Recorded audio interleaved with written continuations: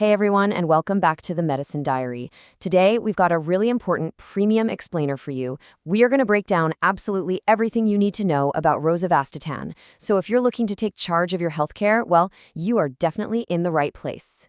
Today, we're relying entirely on official pharmacological data to give you a complete, totally unbiased guide to this super common medication.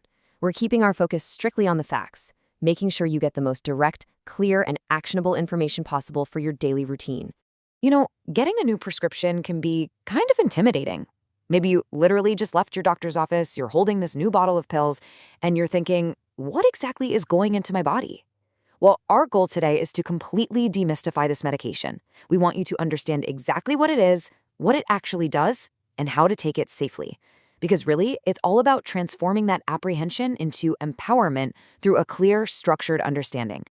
To keep things simple, we have structured this explainer into 6 quick chapters. We'll start with what Rosuvastatin is, then move into how it works, proper dosage and administration, who should avoid it, side effects and drug interactions, and finally, your key takeaways. All right, let's jump right into section 1. What exactly is Rosuvastatin? So you might actually recognize this packaging. While Rosuvastatin is the generic name of the active drug, the FDA originally approved it way back in 2003 under the brand name Crestor. And then later, in 2018, it got approved as a specialized capsule called Ezilor Sprinkle. But here's the thing to remember. Whether your bottle says Crestor, Ezilor, or just generic Rosuvastatin, you are taking the exact same core medication. And what kind of medication is it exactly? Well, it belongs to a very common, highly effective class of prescription drugs called statins.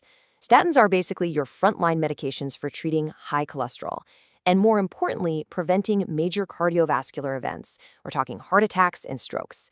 But here is a crucial piece of context.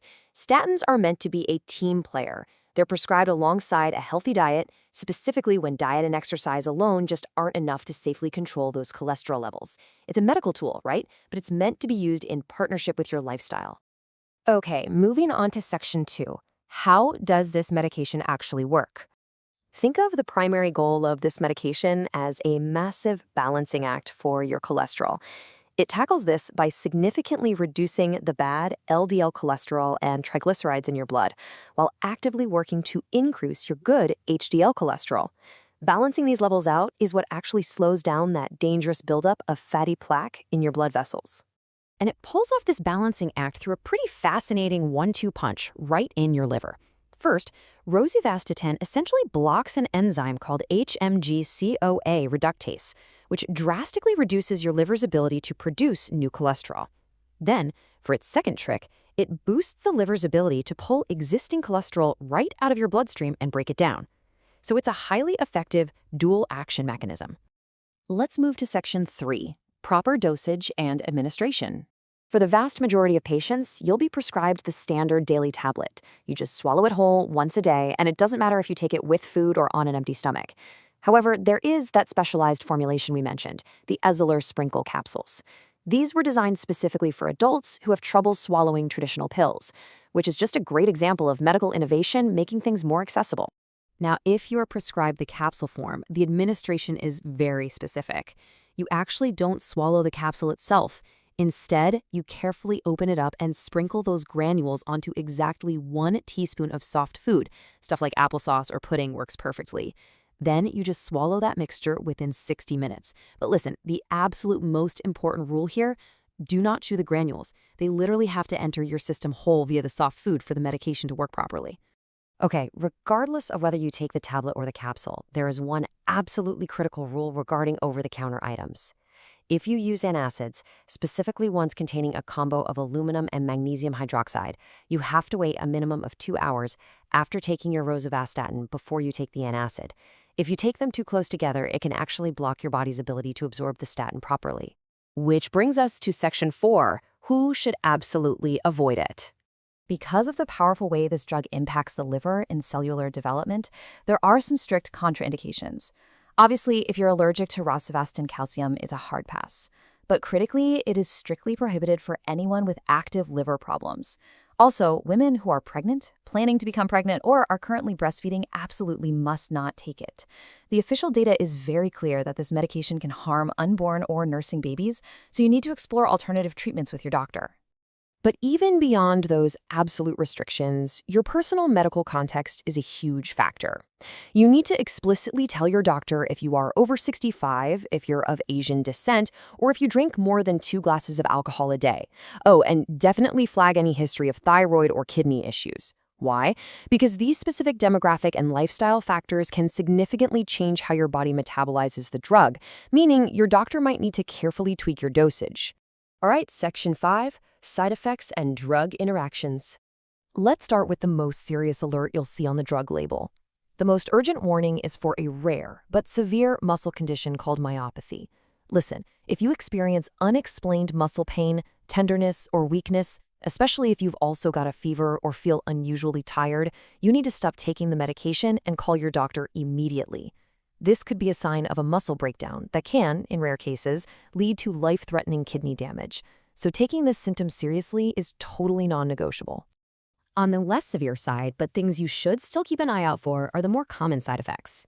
Monitor how you're feeling for headaches, general muscle aches, abdominal pain, overall weakness, and nausea.